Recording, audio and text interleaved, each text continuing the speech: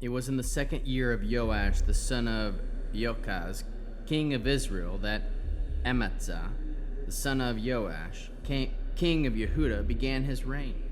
He was 25 years old when he began to rule, and he ruled for 29 years in Jerusalem. His mother's name was Joadan from Jerusalem.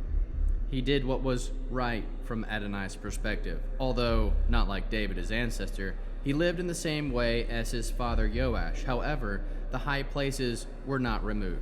The people still sacrificed and offered on the high places. As soon as he had the kingdom firmly under his control, he put to death the servants of whom he had murdered the king his father. But he did not put to death the children of the murderers to death, because of what is written in the scroll of the Torah of Moshe, as Adonai ordered, when he said, "Fathers are not to be executed for their children, nor are children to be executed for the fathers. Every person will be executed for his own sin." He slaughtered 10,000 men of Edom in the Salt Valley, and captured Selah in the war, renaming it Yoktiel, as it is today. Then Amaziah sent messengers to Joash, the son of Joachaz, son of Jehu, king of Israel, with this challenge: "Come on, let's have it face to face. Let's have it out face to face." Joash, the king of Israel, sent this reply to Amaziah, king of Yehudah. Once in Lavaan, the thistle sent a message to the cedar: "Give your daughter to my son in marriage." But a wild animal passed by the thistle and squashed it. True, you have defeated Edom. Now you're ambitious, so enjoy the glory, but stay home. Why provoke calamity to your own ruin, yours and Yehudah's too? But Amaziah wouldn't listen. So Joash, king of Israel, went up, and he and Amaziah, king of Yehudah, had it out face to face at Beit Shemesh, which belongs to Yehudah. Yehudah was defeated by Israel, and every man fled to his tent. Joash, king of Israel, took Amaziah, king of Yehudah, the son of Joash, the son of Achaziah, prisoner at Beit Shemesh. Then he went to Jerusalem and demolished the wall of Jerusalem between the gate of Ephraim and the corner gate, a section 600 feet long. He took all the gold and silver, all the articles he could find in the house of Adonai and in the treasuries of the royal palace, and hostages. Then he returned to Shamron. Other activities of Joash that he did, his power and how he fought Amaziah, king of Yehudah, are recorded in the annals of the kings of Israel.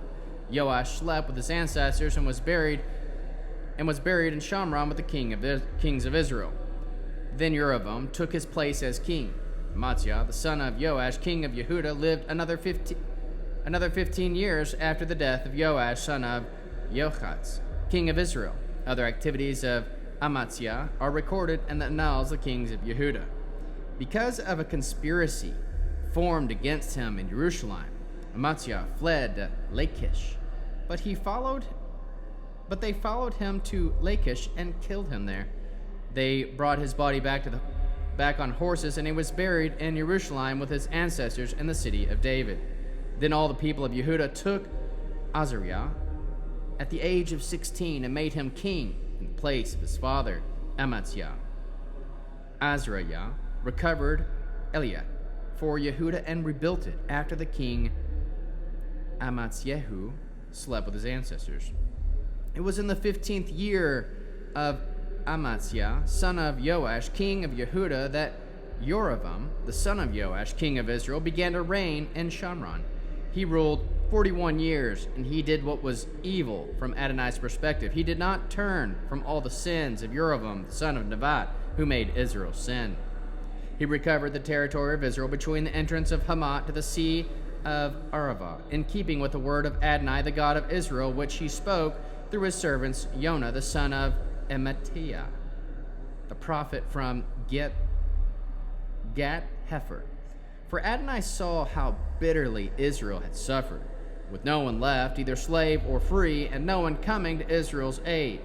Adonai did not threaten to blot out the name of Israel from under heaven, but saved them through Jeroboam the son of Joash. Other activities: Jeroboam, all his accomplishments, all his power, how he conducted war, and how he recovered Damascus and Hamath from Yehuda and Israel are recorded in the annals of the kings of Israel. Jeroboam slept with his ancestors, the kings of Israel, and Zechariah took his place as king. It was in the 25th year of Jeroboam, king of Israel, that Azariah, the son of Amatz, king of Yehuda, began to reign. He was 16 years old when he began to rule. He ruled 52 years in Jerusalem. His mother's name was Yokalehu from Jerusalem. He did what was right from Adonai's perspective, following the example of everything his father Amaziah had done. However, the high places were not taken away. The people still sacrificed and offered on the high places. Adonai struck the king so that he had Sarat until his dying day, so that he lived in a separate house, while Yotam, the king's son, ran the household and was regent over the people of the land. Other activities of Azariah and all his accomplishments are recorded in the annals of the kings of Yehuda. So Azariah slept with his ancestors, the kings of Israel. They buried him with his ancestors in the city of David. Then Yotam, his son, took his place as king. It was in the 38th year of Azariah, king of Yehuda, that Zariah, the son of Jeroboam, began his reign over Israel in Shamron. He ruled 6 months. He did what was evil from Adonai's perspective, just as his ancestors had done. He did not turn from all the sins of Jeroboam, the son of Nebat, who made Israel sin. Shulem, the son of Yavesh, formed a conspiracy against him. He struck him in the presence of the people and killed him. Then they took his place as king.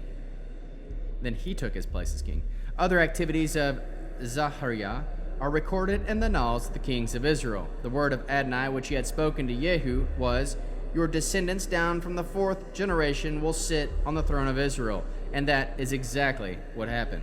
Shulem, the son of Yavesh, began his rule in the 39th year of Uzziah, king of Yehuda. He ruled in Shamron for only a month. Menachem, the son of Gedi, went up from Tirzah, came to Shamron, struck Shallum, the son of Yavesh, in Shamron, and killed him, then took his place as king. Other activities of Shallum and the conspiracy he formed are recorded in the annals of the kings of Israel. From Titzrah, Menachem attacked Tifsach, all the people in it and its territory, because they had not opened their gates to him. So he sacked the city and ripped apart all its pregnant women. It was in the 39th year of Azariah, king of Yehuda, that Menachem, the son of Gedi, began his reign over Israel. He ruled 10 years in Shemron. He did what was evil from Adonai's perspective. Throughout his life, he did not turn from the sins of Jeroboam, the son of Nebat, who made Israel sin. Pul, the king of Ashur, invaded the land.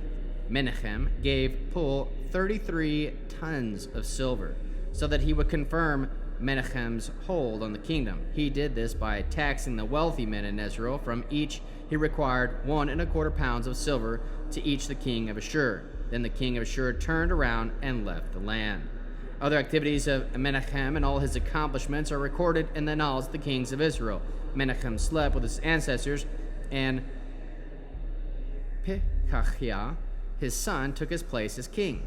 It was in the 50th year of Azariah, king of Yehuda, that Pekahiah, the son of Menachem, began his reign over Israel in Shamron. He ruled 2 years. He did what was evil from Adonai's perspective. He did not turn from the sins of Jeroboam, the son of Nebat, who made Israel sin. Pekah, the son of Remaliah, one of the commanders, conspired against him with Argob, Arya, and 50 men from Gilad. He assassinated him in the palace stronghold in Shamron. After killing him, he took his place as king.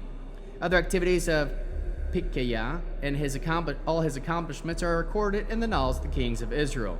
It was in the 52nd year of Azariah, king of Yehuda, that Pekah, the son of Remaliah, began his reign over Israel in Shamron. His reign lasted 20 years. He did what was evil from Adonai's perspective. He did not turn from the sins of Jeroboam, the son of Nebat, who made Israel sin. During the time of Pekah, king of Israel, Tiglath-Pileser, king of Ashur, came and conquered Eon, Evel, Beet, Machaya, Yanoch, Kadesh, Hitzor, Gilad, and Gilel, all the land of Naphtali, and took them captive to Ashur. Hoshea, the son of Elah, conspired against Pekah, the son of Remaliah, struck him, killed him, and took his place as king in the 20th year of Yotam, son of Uzziah. Other activities of Pekah and all his accomplishments are recorded in the annals of the kings of Israel. It was in the 2nd year of Pekah, king of Ramallah, king of Israel, that Yotam, the son of Uzziah, king of Yehuda, began his reign. He was 25 years old when he began his reign, and he ruled for 16 years in Jerusalem. His mother's name was Jerusha, daughter of Zadok. He did what was right from Adonai's perspective, following the example of everything his father Uzziah had done. However, the high places were not taken away, and all the people still sacrificed and offered on the high places. He built the upper gate of the house of Adonai. Other activities of Yotam and all his accomplishments are recorded in the annals of the kings of Yehuda. It was during this period that Adonai began sending against Yehuda Ritzin, king of Aram, and Pekah, son of Ramallah. Yotam slept with his ancestors and was buried with his ancestors in the city of David, his ancestor. Then Uzzah, his son, took his place as king. It was in the 17th year of Pekah, the son of Ramallah, that Ahaz, son of Yotam, king of Yehuda, began his reign. Ahaz was 20 years old when he began to rule, and he reigned 16 years in Jerusalem. But he did not do what was right from the perspective of Adonai his God, as David his ancestor had done. Rather, he lived in the manner of the kings of Israel. He even made his son pass through fire as a sacrifice, in keeping with the abominable practices of the pagans, whom Adonai had thrown out ahead of the people of Israel. He also sacrificed and offered on the high places, on the hills, and under any green tree. Then Ritzin, king of Aram, and Pekah, son of Ramallah, king of Israel, came up to fight against Jerusalem. They put Ahaz under siege. They could not overcome him. It was at this time that Rezin, king of Aram, recovered Elat from Aram and drove the Judeans from Elat, whereupon people of Edom came to Elat to live as they do this day. Then Ahaz sent messengers to Tiglath-Pileser, king of Ashur, with this message: I am your servant and your son. Come up and save me from the king of Aram, the king of Israel, who are attacking me. Ahaz took the silver and the gold that was in the house of Adonai and the treasuries of the royal palace and sent it as a present to the king of Ashur. The king of Ashur heeded him. The king of Ashur attacked Damascus and captured it.